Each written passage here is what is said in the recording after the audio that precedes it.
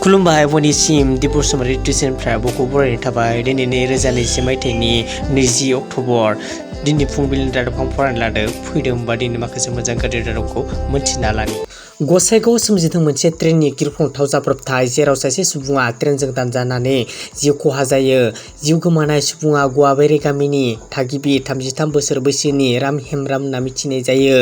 जिउ गोमानाय सुबुंनि गोथै देहाखौ क'क्राझाराव पस्टमर्टम खालामनो दैथायहरनाय जाबाय। थांनाय मैया 10 रिंगासो समाव कार्तिक फोरबोनि थाखायनो रायजोफोरा सरेन दैमानिफ्रायनो माइनाव बोखांना लानानै फैबाय थानाय समाव हरखाब लामानि जाब्रबथाय सोमजियो। 515 नं राजा लामाजों आलंनिफ्राय डिब्रुगड़ फारसे थांबाय थानाय गंसे एल्ट' गारिया हरखाब फैनानै सुबुंफोरखौ सौख्लायफैयो। जाहोनाव 7 सुबुंफोरा जोखोम जायो। मख'नो गोनांदि जोखोम जानाय सुबुंफोरखौ देहा फाहामसालियाव थिसनो। बेनि अनगायै गोब्राब जोखोम जानाय अमृत दैमारिखौ डिब्रुगड़ देहा फाहामसालियाव गोजौ फाहामथायनि थाखाय लानानै थाङो। जाब्रबथाय खालामग्रा गारि आरो सालायगिरिखौ सिमनसापुरि पुलिस बिफानआ हमनानै दोनबाय।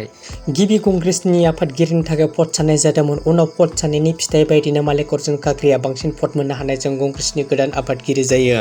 मख'नो गोनांदि सनिया गान्धी आरो राहुल गान्धीखौ बायजोआव दोननानै बे खेबावनो कंग्रेस दोलोनि गोदान मासिनि आफादगिरिनि थाखाय भट साननायाव मालेकरजन काकरिया गासै 7,897 भटखौ मोननो हायो। फारसेथिं शशि थरूरआ गासै 1,092 भटखौ मोननो हानानै जेननायनि सिमान लानाङो। थांनाय 137 बोसोरनि जारिमिनाव कंग्रेस दोलोनि 6थि खेब आफादगिरिनि मासिनि थाखाय बिसायख'थिखौ खुंदों। बे लर्डनि गेजेरजों बिसायख'थिखौ बे लर्डनि गेजेरनि खुंनाय बिसायख'थियाव गासै 9,530 सुबुंफोरा भट होदोंमोन।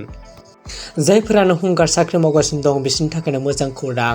नोंथांमोना गोबां डिमान्ड खालामबोगासिनो दंमोन दान बान्थाखौ बारायनांगौ होनना। सिगाङाव मोनोमोन 300, दायो नोंथांमोना मोनसिगौ 767 सानसेयाव आरो दानारि गासै 23.6 खालामना होबाय।